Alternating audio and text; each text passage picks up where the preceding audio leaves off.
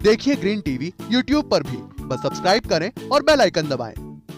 नमस्कार, स्वागत है आप सभी का किसान बुलेटिन में और मैं हूं आपके साथ पारुल यादव। चलिए नजर डालते हैं किसान बुलेटिन में आज की बड़ी हेडलाइंस पर। सामूहिक खेती करने पर किसानों को 90% सब्सिडी देगी सरकार। एफपीओ बनाकर किसानों को किया जाएगा प्रशिक्षित। हाइड्रोपोनिक खेती में होगा एग्री इंफ्रा फंड का इस्तेमाल। 1 लाख करोड़ के प्रस्ताव को मिलेगी मंजूरी। अब 14 नहीं केवल 10 दिनों में होगा गन्ने का बकाया भुगतान। उत्तर प्रदेश सरकार करेगी पहल। हरियाणा सरकार द्वारा किसानों को खेती करने के लिए लगातार प्रोत्साहित किया जा रहा है। साथ ही खेती के नए नए तौर तरीकों का भी ज्ञान दिया जा रहा है। इसी कड़ी में अब सरकार द्वारा किसानों को सामूहिक खेती करने के लिए अनुदान देने का ऐलान किया गया है। सरकार के मुताबिक सामूहिक खेती करके प्रदेश के किसान ज्यादा लाभ कमा सकते हैं और खेती में नवाचार भी कर सकते हैं। आपको बता दें कि हाल ही में प्रदेश के कृषि मंत्री जयप्रकाश दलाल द्वारा सामूहिक खेती को बढ़ावा देने के लिए फार्मर प्रोड्यूसर ऑर्गेनाइजेशन यानी कि एफपीओ का गठन करने का आह्वान किया गया है। दरअसल हाल ही में कृषि मंत्री जयप्रकाश दलाल रोहतक में आयोजित जय किसान कार्यक्रम में फसल विविधीकरण को अपनाकर अच्छा काम करने वाले किसानों को सम्मानित करवाने के बाद लोगों को संबोधित कर रहे थे।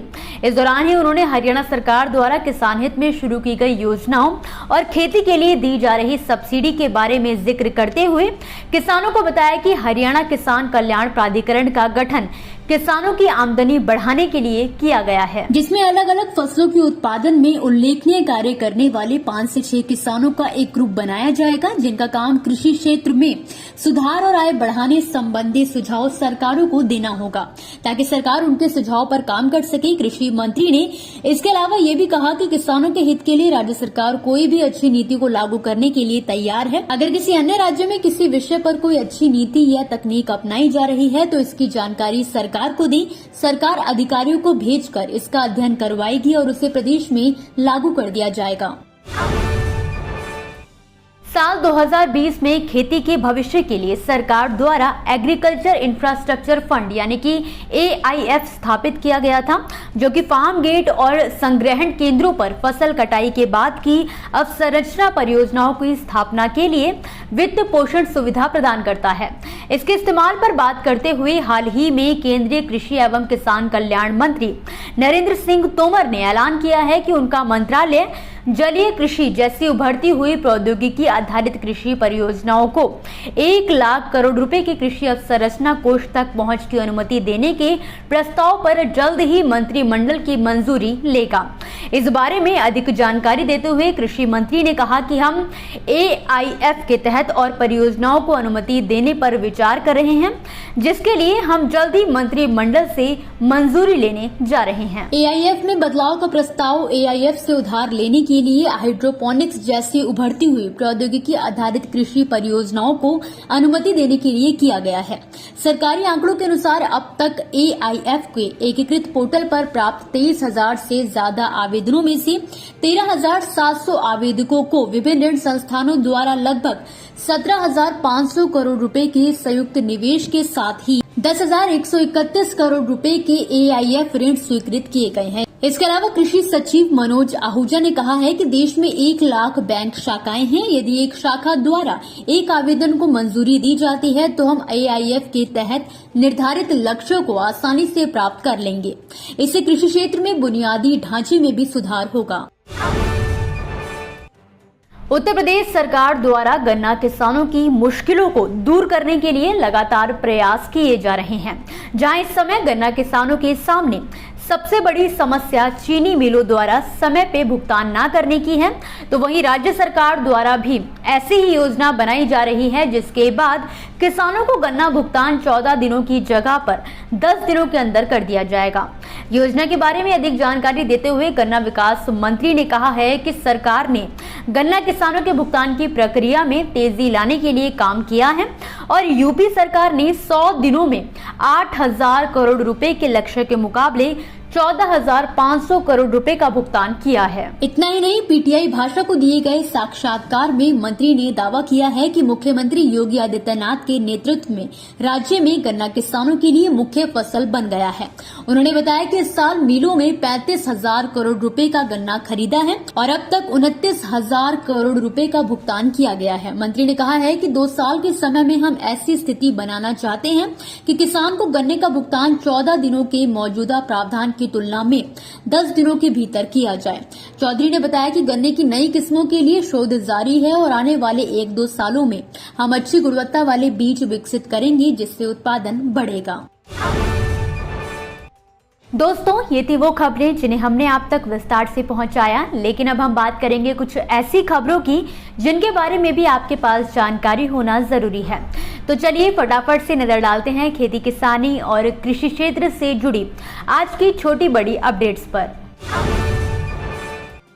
कृषि में इस्तेमाल होने वाले ड्रोन का निर्माण अब भारत में होगा। इसके तहत भारतीय कृषि अनुसंधान संस्थान में आयोजित एक कार्यक्रम में एग्री इंफ्रा द्वारा गरुड़ एरोस्पेस को लोन प्रदान किया गया है। भारत में मेड इन इंडिया ड्रोन बनाने के लिए दिया जाने वाला ये पहला लोन है। इस मौके पर केंद्रीय कृषि मंत्री नरेंद्र सिंह तोमर और केंद्रीय कृषि और कल्याण राज्य मंत्री शोभा करंदलाजे और कैलाश चौधरी उपस्थित थे। इससे देश में कृषि ड्रोन के निर्माण को गति मिलेगी। देश में किसानों को प्राकृतिक आपदाओं के फसल नुकसान होने पर मुआवजा दिया जाता है ताकि किसानों को हुए आर्थिक नुकसान को कम किया जा सके, पर कई ऐसे किसान हैं जिन्हें समय पर मुआवजा नहीं मिल पाता है। उड़ीसा में भी कहानी कुछ ऐसी ही है, क्योंकि यहाँ के 14.27 लाख से अधिक किसानों को आज भी 1 साल बाद फसल नुकसान का मुआवजा नहीं मिला है। राज्य के किसान खरीफ फसल सीजन 2021 के दौरान प्राकृतिक आपदाओं के कारण हुए नुकसान के लिए आज भी मुआवजे का इंतजार कर रहे हैं। जैसा कि हमने आपको पहले भी बताया है कि राजस्थान के कई जिलों में इन दिनों पशुओं के लिए खतरनाक लंपी स्किन डिजीज फैली हुई है। पश्चिमी राजस्थान के जालौर, बाड़मेर, सिरोही, बीकानेर, जोधपुर, नागौर एवं बीकानेर जिलों में ये संक्रामक रोग गायों में फैल रहा है। इस पर काबू पाने के लिए प्रभावित प्रत्येक जिले को आपातकालीन जरूरी दवाएं खरीदने के लिए पहले 1-1 लाख रुपए और पॉली क्लिनिक को 50-50 हजार रुपए जारी किए गए हैं। राज्य के पशुपालन मंत्री लालचंद कटारिया ने इसकी रोकथाम के लिए किए गए प्रयासों की समीक्षा की है।